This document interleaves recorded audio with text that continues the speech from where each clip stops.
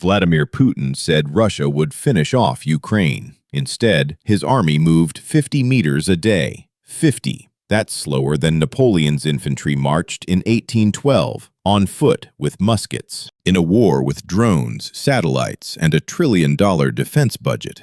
How does that even happen?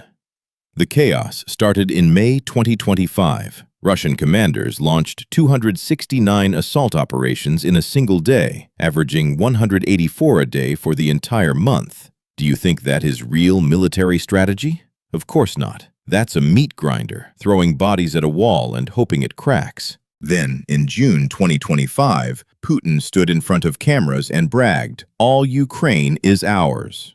Confidence, swagger, the kind of line you say when you think victory is already signed and sealed. But behind the scenes, the money was already drying up. Oil export revenue dropped 14% that June. By July 2, 2025, even the generals weren't safe. Ukrainian forces struck a forward command post with a HIMARS missile, killing Colonel Ilyin and Major General Gudkov. Command structure gutted mid-offensive by drone operators you will never know the names of. 3 months after the brag, analysts across the board called it what it was: a failure. No major cities, no strategic breakthroughs, nothing. Across those peak months of full-scale offensive operations, Russia captured just 0.3% of Ukrainian territory. 0.3. Think about that. So how did a superpower's army grind to a near halt?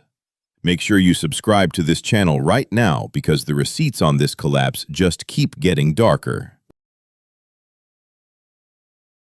Ukrainian General Staff records tracked 291,000 Russian troops killed or wounded since the start of 2025, nearly 300,000 casualties, for 50 meters of dirt a day. The Kremlin's response? Hand out numerous military awards to paper over the bloodbath and keep morale from cratering entirely. That's not victory, that's a cover-up, wearing a medal. And the lying didn't stop with medals. Commanders were pressured to report villages as captured that were never actually taken, which meant troops had to launch suicidal follow-up assaults just to physically seize ground their own paperwork already claimed. How do you fight a war when your maps are fictional?